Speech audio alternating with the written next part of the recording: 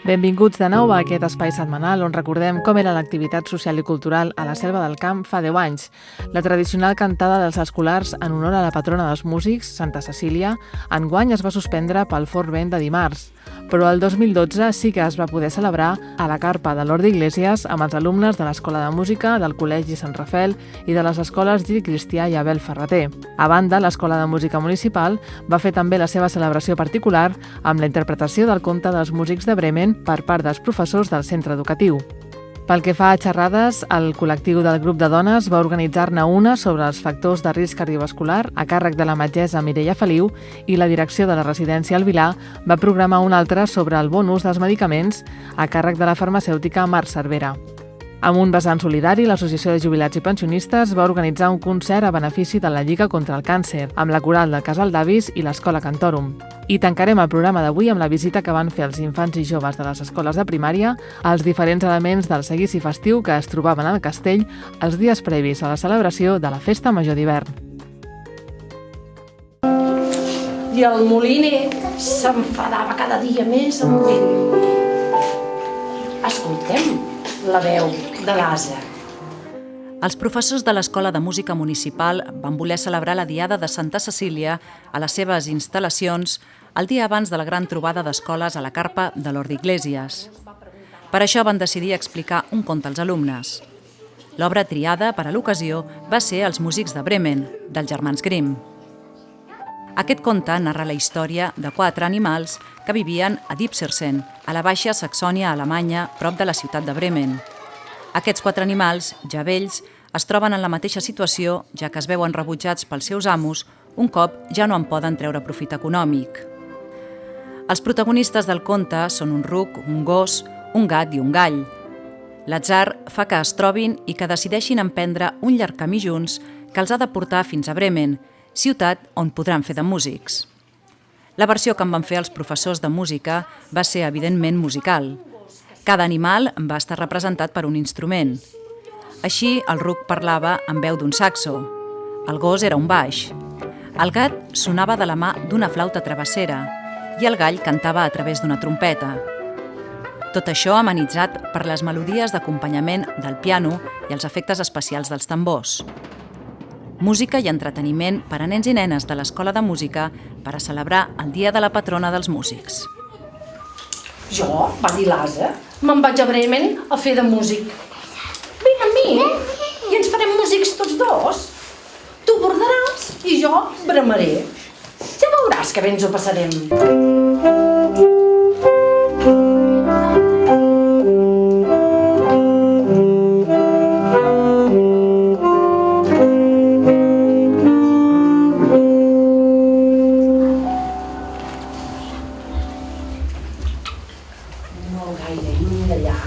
Hi havia un gat que miolava així.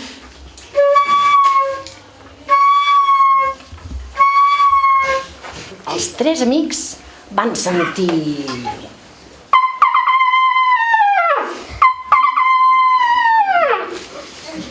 Quin animal deu ser? Un gall! Un gall, doncs sí, era un gall, era un gall!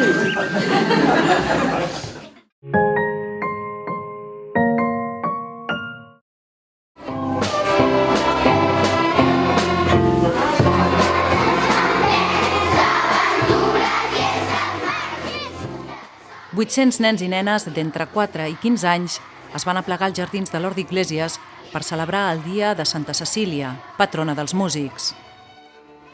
Hi van participar les escoles Abel Ferrater, Gil Cristià, el Col·legi Sant Rafel i l'Escola de Música Municipal.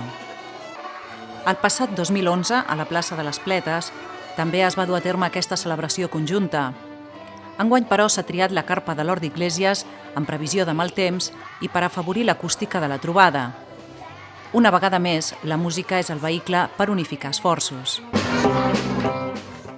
Els petits cantaires van estar acompanyats per un combo dels més joves i per l'orquestra de corda de l'Escola de Música, amb la finalitat de que els nens i nenes es familiaritzin amb 2 estils ben diferents. Els participants es van dividir en 4 grups per edats i cadascun d'ells va cantar una cançó que havien preparat prèviament a la seva escola.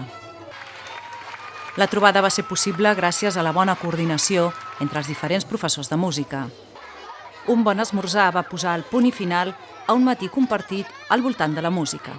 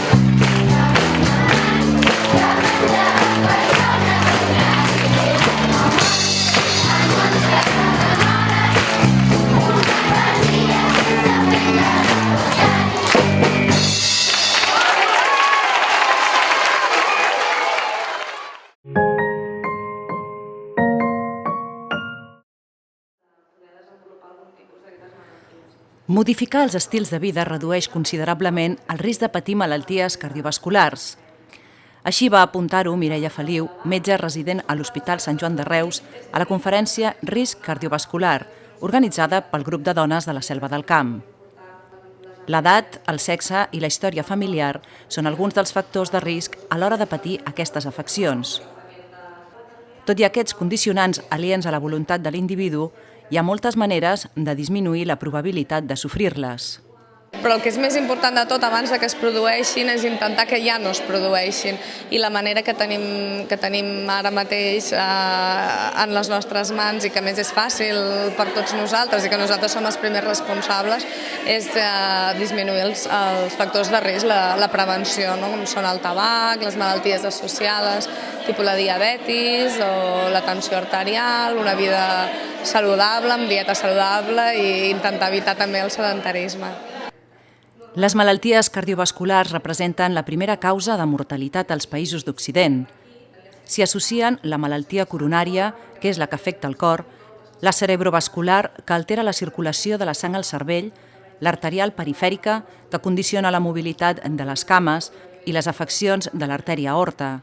La hipertensió, el colesterol i la diabetis incrementen el risc de patir-les. En el torn de preguntes, les assistents van mostrar molt d'interès pels trastorns metabòlics de la glucosa. La diabetis es produeix per la manca de producció d'insulina per part del pàncreas. Per això, als pacients amb aquesta alteració cal administrar-los insulina química.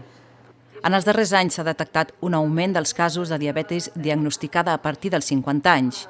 Per aquest motiu, l'Organització Mundial de la Salut ha determinat aquesta malaltia com la pandèmia del segle XXI.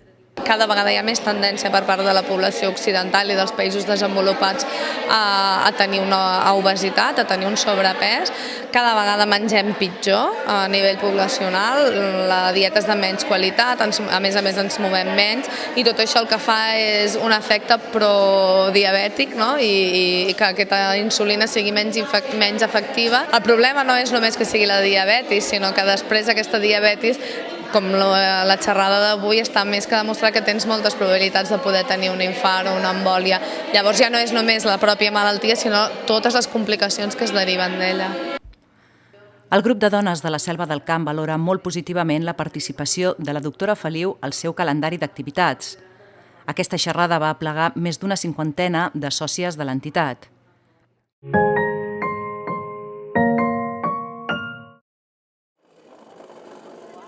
El passat dissabte el casal d'avis es va omplir de llacets blancs, símbol de la lluita contra el càncer. I és que l'Associació de Jubilats i Pensionistes un any més ha volgut aportar el seu granet de sorra en la lluita contra la malaltia, organitzant un concert benèfic per recaptar fons. Han fet un mínim de 3 euros, llavors ens vam dir que no tornaríem canvi, però la majoria de gent o han vingut amb els 3 euros o bé ja n'han posat 5 o 10. Sí, ya ningú no ha demanat res del canvi ni res. Es para recaudar fondos, o sea, para la cosa de la lucha contra el cáncer de aquí de Tarragona y Tierra del Ebre. y entonces hacemos un acto benéfico y ponemos el lazo, que es el símbolo de la lucha contra el cáncer. En las anteriores que hemos hecho hemos recaudado unos 1.100, 1.200 euros, es lo que se va recaudando normalmente. La lleva va organizando así en actos benéficos, va haciendo unos 3 actos al año y luego diversas charlas a nivel de colegios, a nivel de alimentación y oncólogos, los que vienen a la selva a dar charlas sobre el tema del càncer. La tasca principal de la Lliga contra el Càncer és oferir als pacients recolzament psicològic en el seu dia a dia. I ho fan en els mateixos hospitals on es tracten els pacients o bé en les trobades que organitzen mensualment anomenades grups d'ajuda mútua. En aquest acompanyament dels malalts compten amb la participació de psicòlegs que els orienten i resolen dubtes. També disposen d'un telèfon de 24 hores on es pot trobar ajuda individual en qualsevol moment.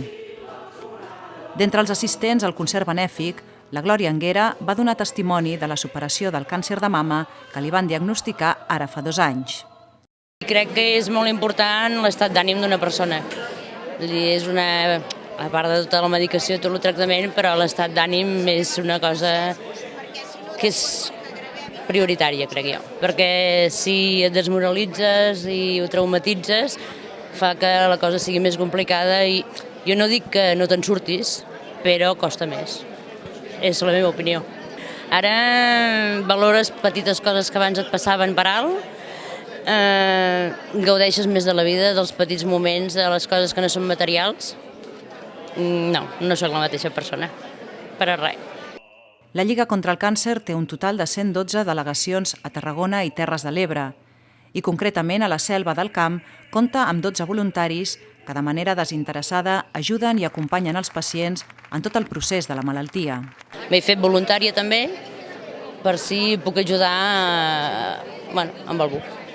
És el fet que et poden dir a veure, no passa res, tranquil·la, tot se supera, però si t'ho diu un familiar és perquè t'estima i perquè és el que vols que senti, no?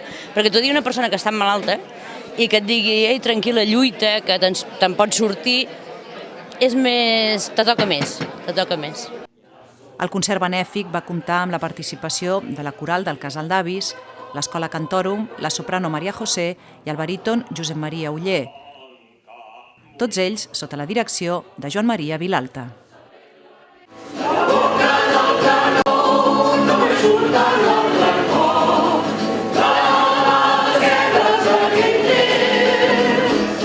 Verde llanura aragonesa, el Ebro riega su paso, convirtiendo el prado en raso y después devoto besa y a la Virgen del Pilar.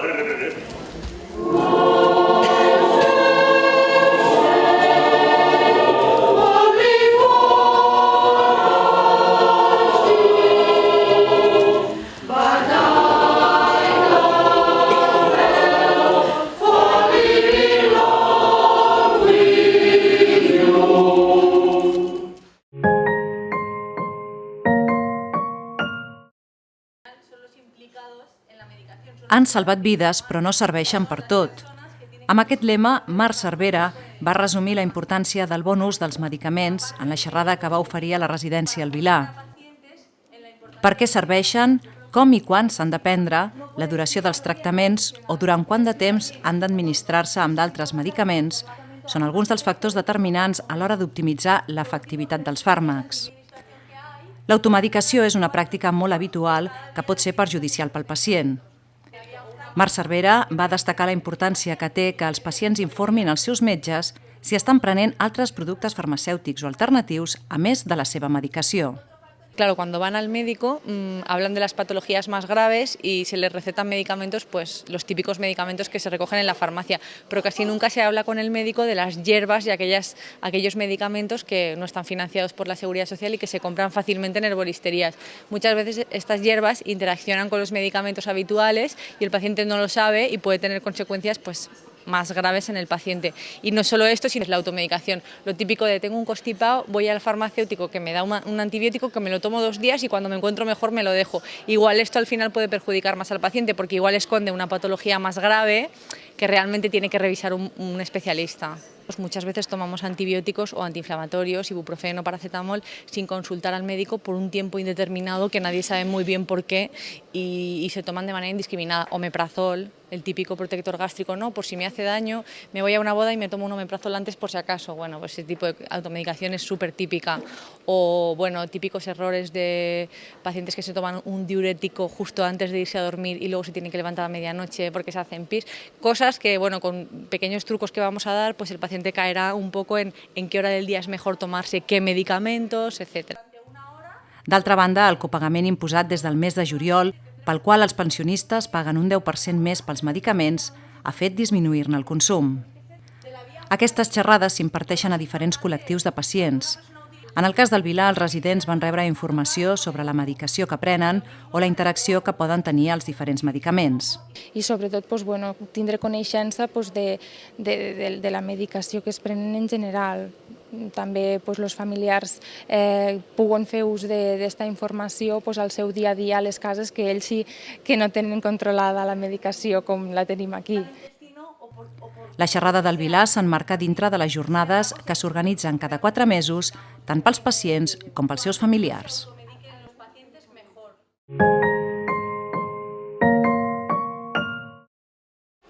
Bon dia. Bon dia. Bon dia. Hola, bon dia. Bon dia. Aquesta setmana de Festa Major, les escoles estan aprofitant per anar a conèixer els elements del seguici popular de la Selva del Camp. Una col·laboració entre l'Ajuntament, les escoles de la Vila i la Colla de Diables ha fet possible que nens i nenes de la Selva puguin conèixer aquesta setmana el Diabló, els gegants, veure i posar-se els vestits de diable i conèixer la història de les colles. D'aquesta manera, divendres i dissabte de Festa Major, quan els vegin pels carrers del poble, sabran qui són i què fan.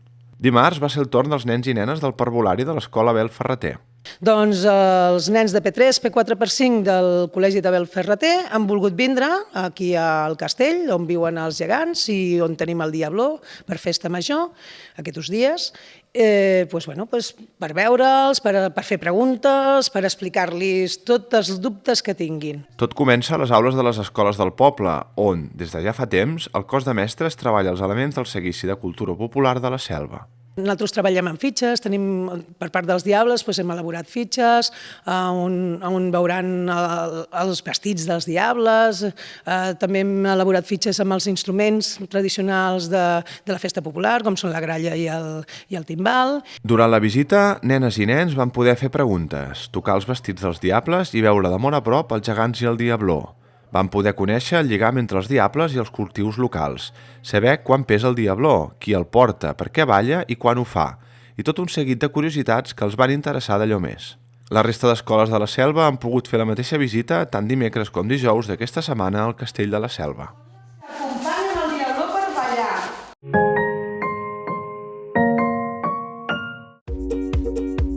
I fins aquí el Fa 10 anys fèiem d'aquesta setmana. Gràcies per la seva atenció i fins al pròxim divendres. Que passeu una molt bona festa major en honor a Sant Andreu.